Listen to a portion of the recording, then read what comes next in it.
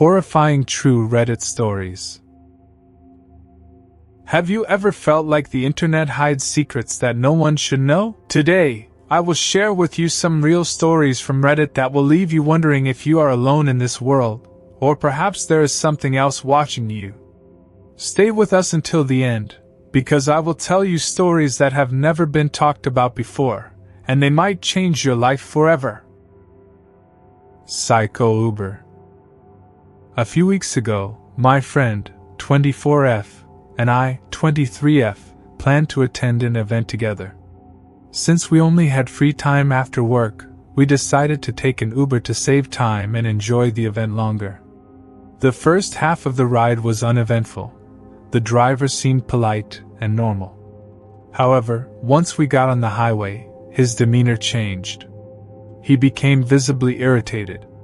My friend and I didn't think much of it and continued chatting. Our attention was abruptly caught when he started yelling at another driver. He then announced he was pulling over. I objected, but he ignored me and stopped the car. He opened the glove compartment and pulled out a gun. Note, guns are legal in my country. We watched in stunned silence. When the other driver left, we sighed in relief, but we were still stuck in a car with an armed, agitated man. He resumed driving and apologized, explaining the other driver had been tailgating. I nervously replied, okay, got it. He continued, that guy's lucky you two are here, or I'd have followed him and shot him in the face. Lazy idiot. I glanced at my friend, who was frozen in shock. I tried to stay calm, fearing that upsetting him could lead to worse consequences. If he was willing to shoot someone for tailgating, I didn't want to provoke him. No, it's okay, I understand, I said, trying to placate him. He ranted, these guys need to be taught a lesson. And I nodded in agreement. Then he added, I've done it before. Trap the guy on an empty street, and when he gets out, bang. My mind raced. Had he just confessed to murder? I kept my composure and continued agreeing with him. The rest of the ride passed without incident, and he dropped us off at our destination. I waited a few weeks to report him, fearing retaliation since he had my address. So far, no one has shown up at my home with a gun. Uber responded to my report, stating they've launched an investigation. I hope this prevents him from endangering others. I was planning to rob you. I'm unsure if this story fits here, but it's worth sharing. This happened in Tempe, Arizona, near Mill Avenue, where the bars are. I was out bar hopping with friends one weekend and had gotten quite drunk. I have a bad habit of wandering off when I drink, and that night, I found myself in a dangerous situation. After wandering for nearly an hour, I realized I was lost. To make matters worse, my phone was dead. I decided to walk back to my friend's place, unaware I was 7 to 8 miles away. As I stumbled down an empty road at 2 a.m., a sedan pulled over aggressively, blocking my path. The driver, a large, intimidating man, stared me down. Most people would feel fear or anger, but I, drunk and oblivious, waved and said, "Hey man, what's good?" I might have even smiled. He looked confused and asked where I was going. I explained I was lost and trying to get to my friend's place. After a pause, he told me to get in. Without thinking, I did. Inside, I noticed his tattoos, thug-like attire, a bandaged arm, and a gun tucked into his shorts. Strangely, none of this fazed me. He asked for directions, and I gave them, chatting casually as we drove. He shared that he'd just been released from the hospital after a gunshot wound and that his girlfriend had left him because of his gang involvement. He admitted he'd been driving around looking for someone to rob when he found me. He also mentioned a prior robbery conviction. My drunken brain finally processed the danger, but instead of panicking, I said, "Damn man, that's rough." He then revealed he wanted to be a rapper, and I encouraged him. About 15 minutes later, we arrived at my friend's place. Instead of simply thanking him, I invited him in to smoke weed. He agreed. My friends, already back and worried about me, were shocked when I showed up with a gang member who had considered robbing me. Things got weirder when he placed his gun on my friend's safe in plain view. It felt like a gesture of respect, showing he wouldn't use it. My friends stayed calm, and we all went outside to smoke, leaving the gun behind. He eventually left without incident. Reflecting on it, the situation could have ended terribly, especially since my friend had cash in the safe. I like to think that despite his criminal past, he was just a man going through a tough time, and a bit of kindness, and we prevented a disaster. Am I crazy? Why I'm scared of homeless people to clarify. I'm a 16-year-old girl living in a tiny town. This happened 3 months ago. Every morning, I'd sit in our yard, drink coffee, and watch the sunrise. One day, a man with messy brown hair and a dirty face walked by. He waved at me, and I waved back, not wanting to be rude. This went on for about 3 weeks. Then, one afternoon, while playing with my dogs outside, I saw him standing there, watching me. I waved, but it was unusual to see him at that time. He waved back and left. I didn't think much of it. I was naive. The next morning, I was outside again, and as he passed, I waved. This time, he came to my gate. I froze. We exchanged small talk, and I slowly stood up, scared. My dog started barking, and he said, annoyed, "Your dogs are mean. They tried to bite me when I tried to get in." I wanted to cry. Then he said, "I'd rather stay safe and keep by my pets," and pulled a dead rat from his pocket. I ran inside and haven't gone out at that time since. Creepy homeless guy, let's never meet again. Man waited for me after my friend's shift. I, 23F, stayed with my friend, also 23F, in my hometown for a couple of weeks. She works at a restaurant in a plaza with a river, a movie theater, shops, and a parking garage with 3 levels. This is important. One day, while she worked a 6-hour shift, I shopped, listened to music, and walked around. I sat at a bar alone when a large man approached. He wore a dirty security guard beanie, muttered incoherently, and alternated between looking at my eyes and chest. I told him I couldn't understand him, and after some awkward back and forth, he left. I told my friend about it, hoping it was nothing. But an hour later, I felt someone watching me. I texted her, saying I felt uneasy. When her shift ended, we headed to the parking garage. As we approached the stairs, I saw him sitting on a bench. He noticed us and ran toward us. We bolted back to the restaurant, used the employee elevator, and got an escort to her car. An employee mentioned homeless people often wander the area. I'm grateful I trusted my gut. Stranger, let's not meet. Online fan turned stalker. I, 20F, started an OnlyFans account last summer to support myself through school. Things were fine until I shared my Amazon wish list. While Amazon protects your address, third-party sellers don't. This is where things went wrong. In late July, I got a puppy. One night at 2 a.m., I took him outside and noticed a car parked near my family home. A figure inside stared at me. I hurried inside, and the car parked in my driveway but didn't approach. The next morning, I found an envelope addressed to my name with $20 inside but no note.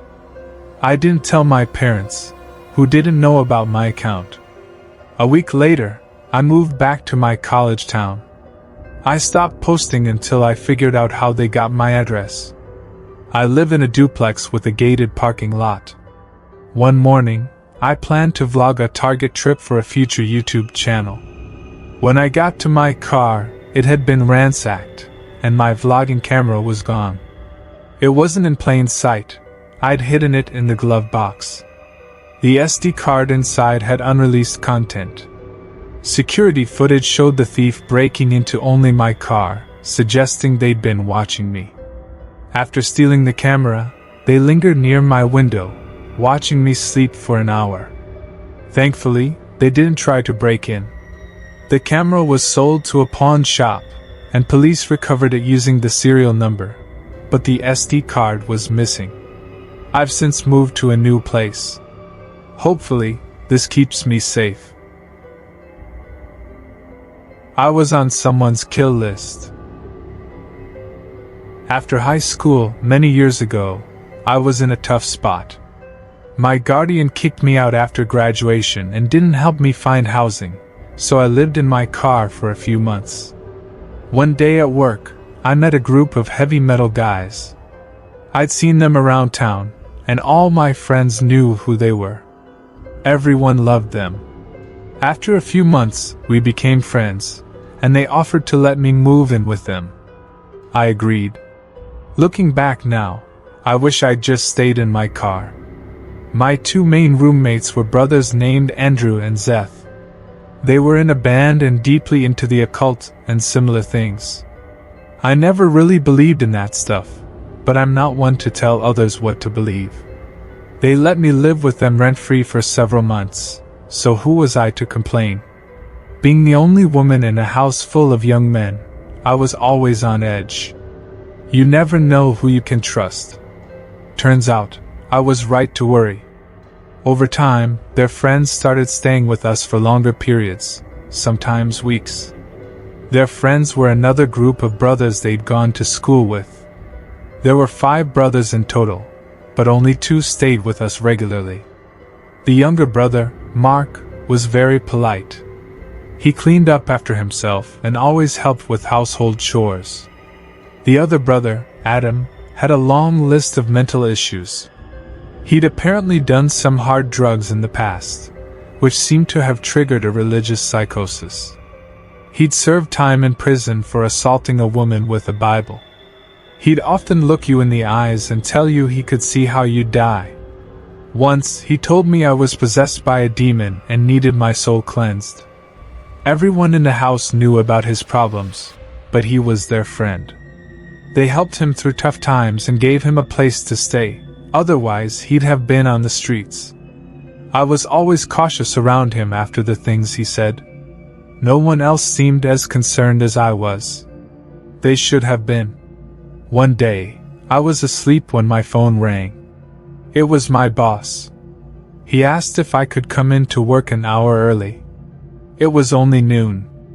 I was broke and had nothing better to do, so I said yes. I got up and started getting ready to leave. I walked down to the living room and saw Mark and Andrew sitting on the couch while Adam sat on the floor by the TV. He was watching scripture videos on YouTube, some real end-of-the-world stuff.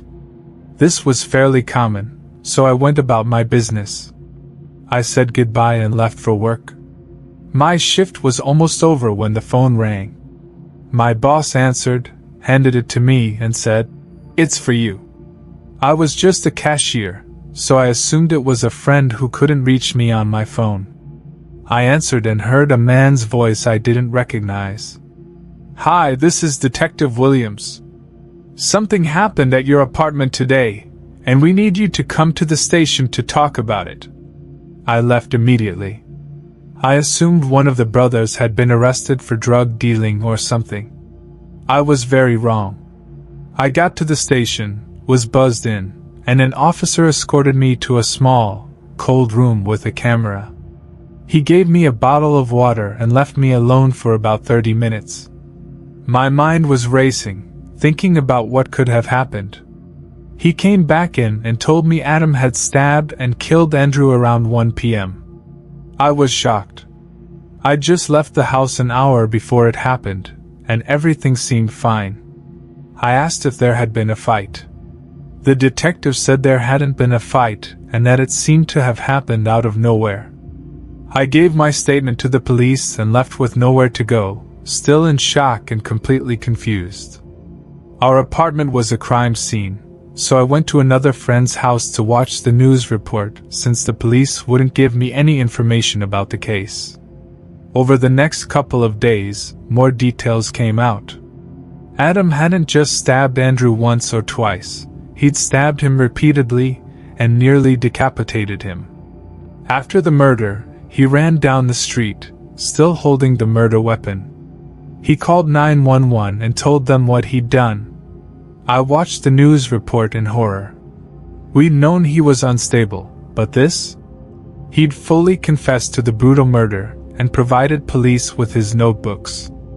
He'd apparently been planning to kill all of his brothers, my roommates, and me. He thought we were possessed by demons, and this was the only way to free us. Luckily, none of his other intended victims were there that day. Mark, unfortunately, witnessed the murder but managed to escape. If I hadn't gotten that call from my boss, I wouldn't be alive today. So, to the man who brutally murdered my friend and wanted to kill me, let's never meet again. Chaos on a transatlantic flight. This happened a long time ago, so the timeline might not be perfectly accurate, and some details are a bit hazy. But I'll recount it exactly as I remember it. In the early 2000s, my family was living in Europe, and in December 2001, we were returning home to Latin America for our Christmas vacation. My brother and I, both in high school at the time, and my dad were flying together from Paris to Miami. My dad was seated in business class, while my brother and I were in economy class, sitting in the middle seats of the middle row. The flight was pretty normal at first, nothing out of the ordinary. About 4 to 5 hours into the flight, I was reading a book and almost dozing off when I heard a woman repeatedly saying, "No," over and over again. At first, it was very quiet, almost inaudible, but it quickly became loud and urgent. Before I realized what was happening, she was screaming, "No! No! No!" at the top of her lungs. I looked up and saw a flight attendant a few rows ahead on the right, leaning over someone sitting in the window seat. My first thought was that a passenger was having a heart attack or some catastrophic health issue, but her yelling was so unsettling that it couldn't be just that. There was an oddly long delay in people's reactions. Nobody did anything. I completely panicked and froze in my seat. My brother, on the other hand, jumped out of his seat, leaped over the person in the aisle seat next to him, and ran to see what was going on. He reached there in seconds. As he approached, suddenly everyone around us stood up to see what was happening or try to help. She kept screaming, and now she was struggling with this passenger. He was extremely tall, so tall that his head was visible above the back of the seat, and he had long, black, curly hair. My brother came back to our row and said, "Something's wrong," before heading closer to investigate. Passengers near her began struggling with the man as well. A group of people jumped on him and started pulling at him, and someone in the row behind him even pulled his hair so hard that his face jerked toward the ceiling. He let out a really loud moan/scream, and then chaos erupted. The aisles were so crowded that no one could move, and I saw a fire extinguisher being passed hand to hand from the back of the plane. I immediately thought there was a fire, and that we were all going to die. It was an incredibly hopeless feeling, knowing there was nowhere to run and no way to escape the situation unfolding in front of you. They handed the extinguisher to a male flight attendant near the man, and the flight attendant hit him hard in the face with the bottom of the extinguisher. They started asking for belts, headphones, straps, anything they could use to restrain him. My brother took off his belt and gave it to them, and they wrapped everything they could around the passenger's arms, shoulders, and torso, securing him to the seat. I saw the male flight attendant who hit him with the extinguisher carry a pair of large black tennis shoes to the back of the plane, which seemed strange at the time, but I didn't think much of it. The flight attendants asked if there was a doctor on board to sedate the man. People kept asking if there was a flight marshal on board, but no one came forward. I don't remember exactly how or when things calmed down, but eventually, everyone was told to return to their seats. A small group of the people who helped restrain the man were asked to keep guard on rotation. There were always at least a few people sitting behind him, and or next to him, keeping an eye on him. I think there was even someone behind him holding a fistful of his hair for the rest of the flight. The pilot announced over the PA system that there had been a security breach. I don't remember exactly what he said, but it was vague, and that we were being diverted to Boston Logan Airport. He said they didn't know if the person was working alone, so get to know your neighbor. We were in the middle of the Atlantic, with maybe 4 more hours to go before we could land. Things were somewhat ominous and intense, but for the most part, everyone was friendly and in a pretty good mood. Nobody knew what had actually happened. We weren't allowed to get up from our seats, and if you had to use the bathroom, you needed to call a flight attendant to escort you to the lavatory, where you weren't allowed to lock the door. I remember a grumpy old Frenchman a few rows from us got really annoyed after a while and kept getting up without permission, just to annoy the flight attendants. They were not happy. After a while, they put on a movie, Legally Blonde, to distract passengers. My brother and I went up to business class to talk to my dad. They didn't hear the extent of the chaos back in economy. They were all going about business as usual, pun intended. A few hours later, as we approached the US, we saw fighter jets outside the windows on both sides of the plane. The pilot announced that they were escorting us to Boston. Some little kids got really excited watching the jets. I later learned that these jets are the last resort security measure to prevent hijacked planes from repeating 9/11 style attacks. They were supposed to shoot us down in case of a major threat. We landed and were told to stay seated until a SWAT team boarded. They were carrying assault rifles and tons of body armor. They cut off all the guy's restraints and took him off the plane. I saw everything in detail since we were sitting only a few seats behind him.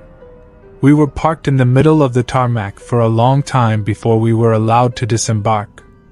I remember seeing pieces of my brother's belt on the guy's seat as we left and thought about taking one as a souvenir but decided against it. We were escorted to a baggage claim area in Boston Logan Airport that was surrounded by a large metal fence to keep us all in one place. We were there for what felt like 3 or 4 hours, just waiting anxiously, and nobody would explain anything to us. Passengers were getting really agitated, shaking the metal fences, and yelling at airport personnel that this was inhumane treatment. There was no food, nowhere to sit, and children were crying. Dozens of people were trying to sleep on the baggage carousel. They finally ordered a bunch of pizzas and led us into a waiting area with actual chairs, where each passenger was interrogated by the FBI. They were astonishingly unfriendly. I guess they were trying to determine if the guy had any partners on board. They then shuttled us to our baggage, where security officers thoroughly hand-searched every single passenger's shoes, suitcases, and carry-on bags and patted everyone down. We were finally allowed to make a phone call and called my mom.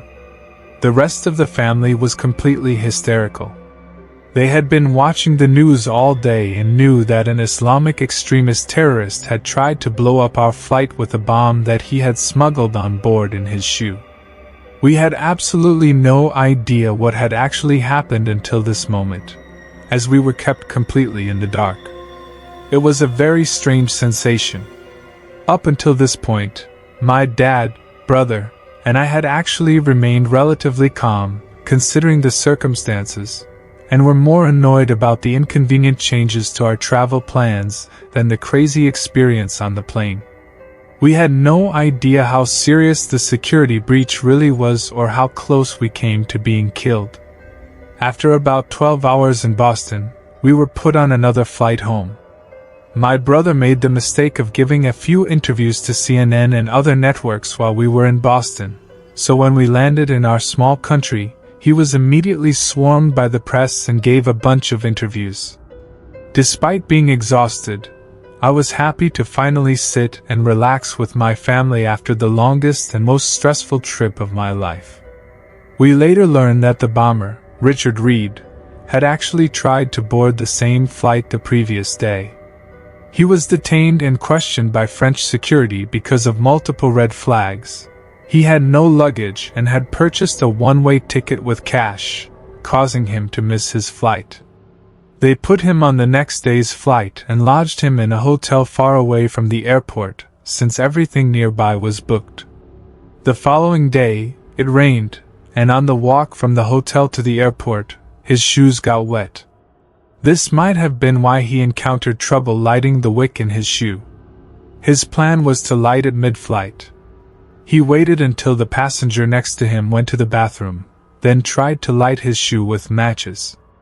The female flight attendant who first engaged him had smelled the matches and was walking up and down the aisle, looking for a passenger she assumed was trying to smoke a cigarette.